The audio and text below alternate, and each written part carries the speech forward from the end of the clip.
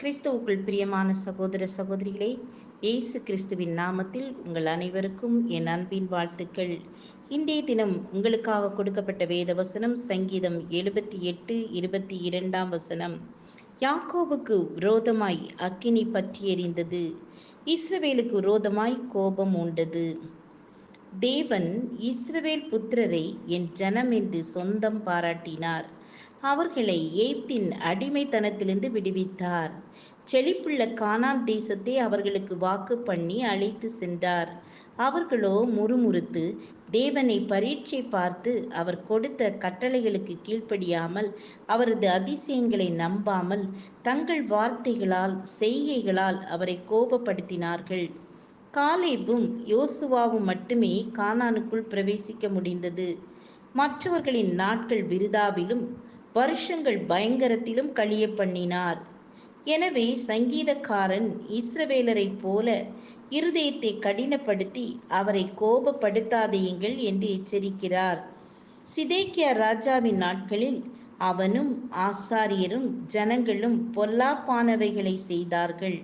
சானாதிபதிகளை அனுப்பி கர்த்தர் எச்சரித்தும் அவர்கள் செவி கொடுக்கவில்லை. கர்த்தரின் உக்கிரகம் ஜனத்தின் மேல் மூண்டது.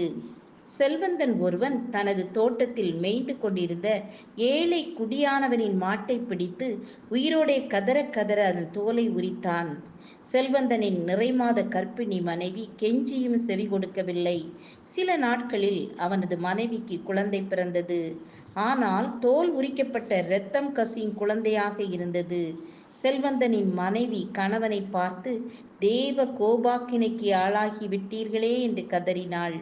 நாமும் நமது வார்த்தையால் செய்கையால் மற்றவர்களுக்கு இழைத்த தீமையால் தேவ கோபாக்கினைக்கு ஆளாகி கஷ்டப்படுகிறோமா?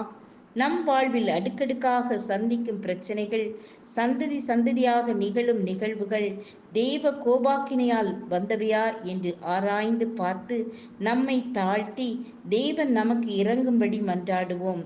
நினிவே மக்கள் மேல் இருந்த உக்கிர கோபத்தை விட்டு திரும்பின தேவன் நமக்கும் இரக்கம் செய்வார். தெய்வ கோபத்துக்கு ஆளாகும் போது சகாயமின்றி அழிவுக்கு ஒப்பு கொடுக்கப்படுவோம். ஜெபம் செய்வோம். தேவனே, எங்களது வார்த்தைகளால் செய்கையால் உம்மை கோபப்படுத்தாதபடிக்கு எங்களை காத்துக்கொள்ள உதவி செய்யுங்க. இயேசுவின் நாமத்தில் பிதாவே, ஆமேன், ஆமேன். God bless you.